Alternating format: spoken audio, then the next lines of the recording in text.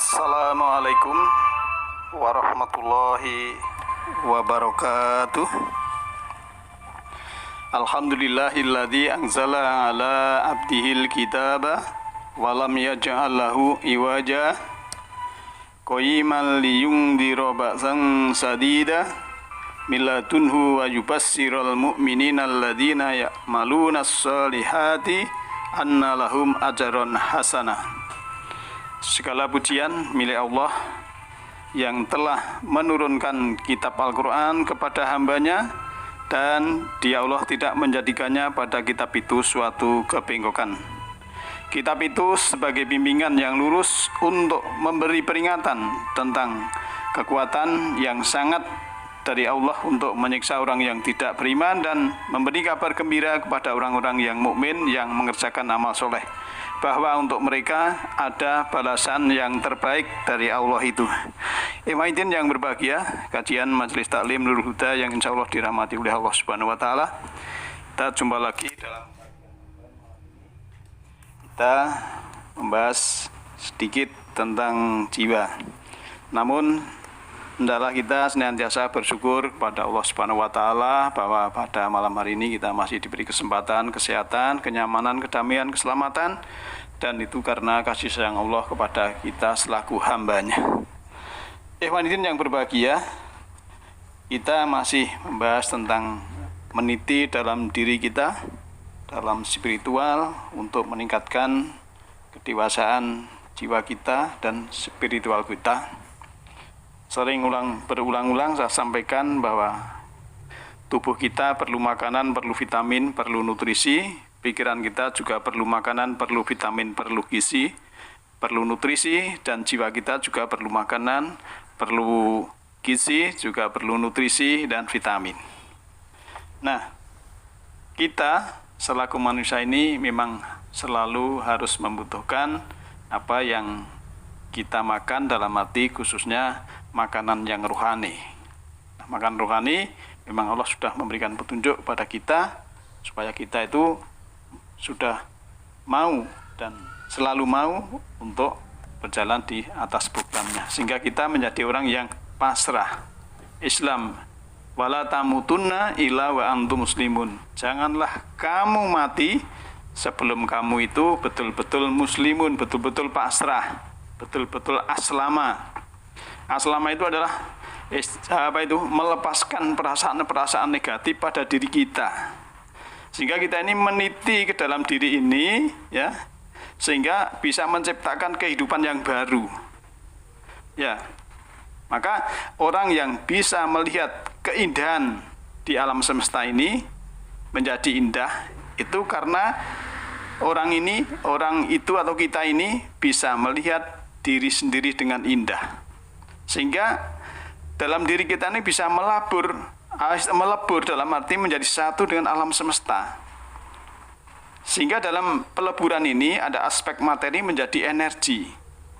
Nah, bagian yang menyatu dengan alam semesta ini akan meningkatkan kesadaran kita, karena kita memang perlu peningkatan kesadaran yang tinggi. Maka orang-orang yang berada di jannah atau di surga itu adalah puncak kesadarannya yang paling tinggi, sehingga dia tidak mengenal dalam arti dia itu merasa bukan apa-apa dan bukan siapa-siapa, sudah pasrah total kepada Allah Subhanahu wa Ta'ala. Baik kita itu dihina, dicaci maki, direndahkan, itu kita tetap, jiwa kita akan meningkat spiritualnya, dan itu memang harus kita terima. Kita sebagai hamba Allah, ya, kita dihina orang lain, dijeleki orang lain, itu tidak akan merendahkan kita. Justru itulah kita diuji kesabaran. Kalau kesabaran itu kita terima, kita akan menjadi insan yang muflihun, insan yang beruntung. Maka istilah wal asri innal insana lafi khusrin, sungguhnya demi waktu itu manusia semua rugi. Nah, waktu kapan? Ya sekarang, ya saat ini, ya waktu inilah kita ini rugi, kecuali kalau kita mau iman dan amal soleh, amal khair dan lain sebagainya.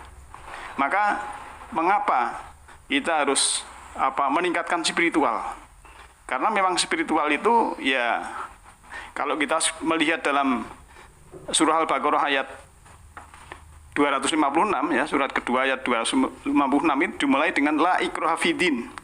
Tidak ada paksaan dalam agama, atau ikrah bisa diartikan tidak ada kebencian dalam beragama. Sehingga kita kalau menjadi orang beragama itu sebenarnya harusnya tidak benci kepada siapapun. Karena memang spiritual itu dalam memandang perbedaan, terutama dalam hal ideologi, itu sebagai suatu keniscayaan yang harus diterima, dan itu mahakarya Allah yang Tuhan semesta alam ini. Kalau kita analogikan, bagikan memasuki kebun itu yang ada berbagai jenis bunga dengan bentuk, warna, dan bau yang berbeda-beda. Itulah yang membuat indah suatu taman itu. Semua sangat indah apabila kita menikmatinya dengan kepekaan rasa yang tinggi. Atau seperti bermain bola. Jika agama yang kita anut ini ya hanya kita batasi dalam arti syariat, hanya kulit saja, maka dalam kita bermain bola itu ya harus ada wasit, aturan main yang jelas, dan lain sebagainya. Sehingga dalam hal spiritual itu akan terbelenggu, hanya mandek dalam syariat saja, dalam ritual, dalam arti kita tidak tahu hakikat, tidak tahu yang sebenarnya, sehingga jiwanya kosong. Ya, kadang masih ada orang yang sudah ritualnya bagus tapi masih bohong, masih menipu, masih korupsi, dan lain sebagainya. Maka spiritual itu bagikan kita ini sedang bermain bola di taman bunga. Jiwa kita akan meningkat karena sudah la ikraha fiddin, tidak ada kebencian dalam kita beragama. Kalau kita masih ada rasa benci, berarti kita sebetulnya dalam beragama ini perlu dipertanyakan. Kita tidak butuh lawan. Ya, kalau kita bermain bola di taman bunga itu kita tidak butuh lawan. Kita tidak butuh wasit. Ya, untuk mengadili permainan kita di taman itu, kita bebas menendang bola ke sana kemari melewati sela-sela bunga yang indah itu. Hanya untuk menghibur diri, untuk kesenangan tanpa merusak tanaman atau bunga yang ada. Nah, dengan analogi itu kita akan memahami dan menyadari bahwa spiritual itu indah. Takkan ada lagi kebencian pada orang yang berbeda dengan pemahaman kita. Takkan ada lagi pengakuan diri sebagai yang paling benar, paling sempurna, dan merendahkan orang lain. Maka kita sudah la ikraha fiddin, tidak ada kebencian di dalam agama dalam diri kita ini. Nah, bukankah kesempurnaan itu ada? Itu kan karena ketidaksempurnaan. Sedangkan yang sempurna itu hanya Allah yang maha sempurna itu sendiri. Berarti kita ini tidak sempurna. Ya, itu yang berbahagia. Dalam kita berspiritual, memberikan nutrisi jiwa, memberikan vitamin, gizi kepada jiwa kita ini untuk menjaga harmonisasi dengan alam, dengan lingkungan sekitar kita, sehingga jika ada suatu keadaan di luar kita di luar kendali, itu kita bisa berjuang dengan penuh kesadaran, mendapatkan kekuatan menghadapi dengan rasa ikhlas. Nah, manusia ini sebetulnya benar-benar tidak bisa hidup mandiri di dunia ini. Kita banyak bergantung pada orang lain dan lingkungan alam. Maka menjaga keselarasan bersama, keharmonisan bersama adalah sebuah keniscayaan. Welas asih, kebahagiaan, kedamaian, ketenangan batin, kebijaksanaan, dan juga moralitas kepedulian kita adalah beberapa tolok ukur keberhasilan kita dalam beragama, dalam berspiritual. Nah, jangan membatasi diri dengan hal yang membuat kita itu terbelenggu, karena Allah itu maha luas dan jiwa kita ini juga maha luas, dan kita harus selalu berbuat baik sebagaimana dalam surah 28 ayat 77 itu, wa ahsin kama ahsanallahu ilaika. Berbuat baiklah sebagaimana Allah berbuat baik kepadamu, wala tabgil fasada fil ardi, dan janganlah kamu mencari kerusakan di bumi ini. Innallaha la yuhibbul mufsidin, sungguhnya Allah itu tidak mencintai orang-orang yang berbuat kerusakan. Ikhwatin yang berbahagia, maka dalam hal ini kalau kita sudah melaksanakan apa yang Allah perintahkan dengan fi'il amr, wa ahsin, berbuat baiklah, Ya, karena Allah itu sudah berbuat baik pada kita yang sangat luar biasa. Maka seharusnya lah kita melaksanakan perintah Allah ini dalam arti fi'il amal, fi'il perintah. Sehingga kita akan mendapatkan suatu istilahnya jannah ataupun surga baik di dunia maupun di akhirat. Di dunia surga itu adalah puncak kesadaran. Ya, jadi kesadaran kita ini, ya, kita dalam hal sesuatu spiritual itu dalam tertinggi, sehingga kita bisa menikmati kehidupan ini apapun yang Allah datangkan kepada kita. Nah, kalau kita sudah demikian, kita tidak terbelenggu oleh masa lalu. Masa lalu harus kita lihat saja, ya, kita ingat, kemudian kita lihat, tidak usah kita sesali, karena kita sudah bertobat dan ini sebagainya, dan kita terima saat ini. Ya, kita terima saat ini sehingga kita akan terbuka jiwa kita. Karena hakikat daripada tauhid itu adalah menyatukan diri kita ini dengan alam semesta. Nah, itu yang berbahagia, maka kita sebagai hamba Allah yang sudah terprogram, ya, terprogram dalam arti beberapa hal yang harus kita jalankan, memang di situ Allah sudah memberikan petunjuknya, karena memang belajar spiritual itu tidak mungkin meninggalkan dunia, karena memang dunia ini harus sebagai jalan untuk menuju sana. Karena kita dari satu titik kemudian melingkar menuju ilahi rojiun, kembali pada Allah, itu kita harus bisa tahu jalannya. Karena memang ada jiwa-jiwa, ya, yang tidak tahu jalannya, sehingga setelah mati itu dia akan menjadi gelap. Sehingga kalau sudah terima sesuatu apapun yang di sekitar kita ini akan menjadikan kita itu spiritualnya naik, ya, kita akan indah dalam menjalani hidup ini, karena memang Allah sudah menciptakan untuk kita ini selalu untuk mengabdi.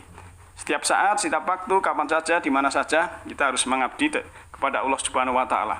Karena tidak ada waktu ini untuk ibadah hanya di masjid saja, itu bukan. Termasuk kita bekerja, kita menolong orang, itu sebenarnya untuk kebaikan kita yang nanti akan kembali kepada diri kita.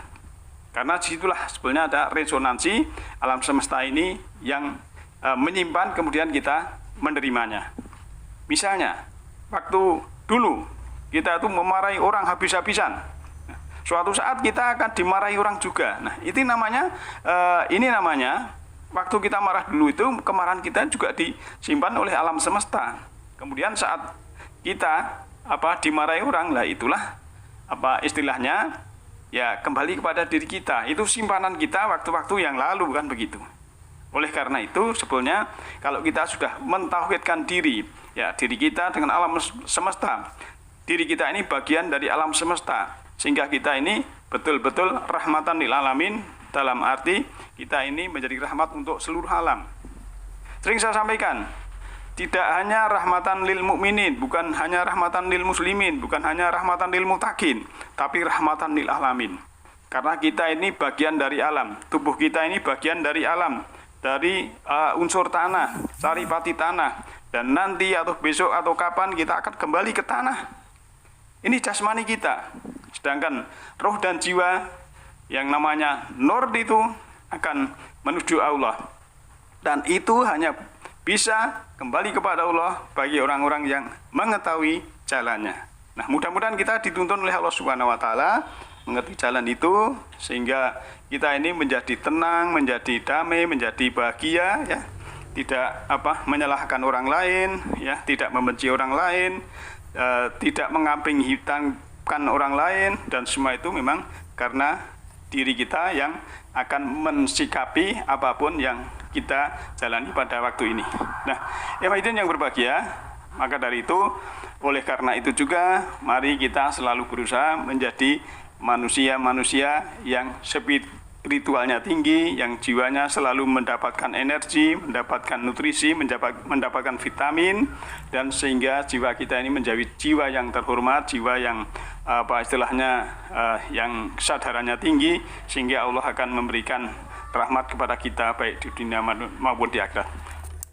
Maka dari itu, dalam kita beragama, agama ini adalah untuk memproteksi diri kita dari kejahatan diri kita masing-masing. Jadi beragama ini bukan untuk menjustifikasi orang, tapi adalah untuk memproteksi diri kita dari kejahatan diri kita sendiri, sehingga kita akan selamat saat ini, sekarang ini, di sini, dan di akhir nanti dalam kehidupan. Dan kita nanti, misalkan jiwa kita sudah pergi meninggalkan casing ini, dan nanti kalau kita sudah memberikan yang terbaik pada saat ini, sekarang ini, di sini, insya Allah kita akan mendapatkan kendaraan yang lebih baik, casing yang lebih bagus, dan istilahnya nanti akan mendapatkan jannah ataupun surga. Kita sudah dalam tingkatan yang tinggi, jannah kesejukan, ya, ada buah kedamaian, buah kesabaran, buah kearifan, buah kesejukan. Di situ kita akan nyaman, dan dengan insya Allah akan meridhoi sisa umur kita ini. Yang berbahagia, semoga yang sedikit ini ada manfaatnya untuk diri saya dan para sahabat dan Bapak Ibu semua. Kalau ada kurang lebih dalam kata, ada kekhilafan saya, mohon dimaafkan, karena kadang kita bicara kurang berkenan bahasanya bagi sahabat dan Bapak Ibu semua. Semoga kita dibimbing oleh Allah Ta'ala, semua makhluk hidup, baik yang kelihatan maupun yang tidak kelihatan, di setiap ruang dan waktu, semoga senantiasa hidup berbahagia. Yahdillahu linurihi mayasya, Allah menunjuki siapa yang dikehendaki kepada semesta rohani, dan semoga kita dibimbing oleh Allah. Demikian, nasrun minallahi wa fakum qarib. Alhamdulillahi rabbil alamin. Assalamualaikum warahmatullahi wabarakatuh.